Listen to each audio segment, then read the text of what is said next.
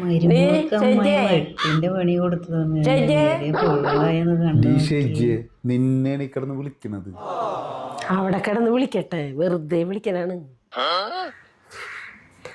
നീ നിന്നെ ഞാൻ വിളിച്ചത് കേട്ടില്ലേ? കേട്ടോണ്ടല്ലോ ഇപ്പൊ നോക്കിയത്.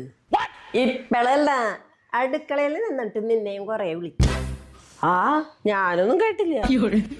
കേട്ടാലും നീ മിണ്ടൂല. അപ്പൊ പിന്നെ എന്തിനാ അമ്മ ഒന്ന് ചോദിച്ചേ?